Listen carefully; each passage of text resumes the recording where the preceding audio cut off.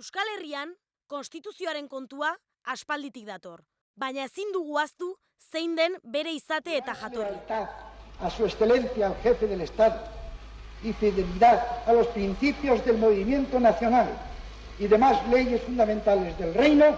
Sí, juro lealtad al jefe del Estado y fidelidad a los principios del movimiento nacional y demás leyes fundamentales del reino. Ondo neurtutako aurpegi garbiketa. Desempeñar el cargo de presidente del gobierno con absoluta lealtad al rey y estricta fidelidad a los principios del movimiento nacional y leyes fundamentales del reino. Trantsizio gisa saldu A que zutena. todo quede atado y bien atado para el futuro.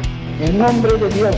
Un Estado totalitario que dentro de la unidad nacional, el funcionamiento de todas las capacidades y energías del país. Queremos remover las bases de la injusticia hacia una sociedad libre. Ukazioa, jazarpena eta samina besterik eskaini ez diona Euskal Herri langileari. Euskal Herriaren azpiratzea, konplize ezberdinen bitartez betikotzeko, label demokratiko dun tresna borobila da konstituzioa. Esa es la verdadera vitalidad de la democracia. Bitartean, sarekadak, ilegalizazioak eta gerrak ez.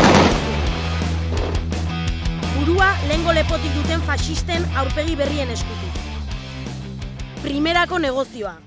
Sí lo va a hacer el gobierno. Euren zerbitzari leialen babespean.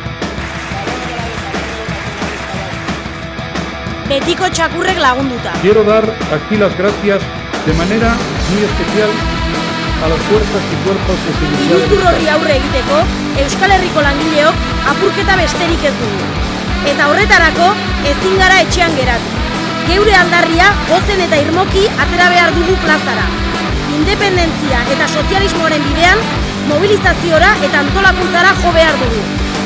Horregatik, Jarki antolakunde iraultzaileak abenduaren 6an Durangon antolatutako manifestazioan aurrean izango gaituzte. Ez zaitez begira geratu, batu eta parte hartu!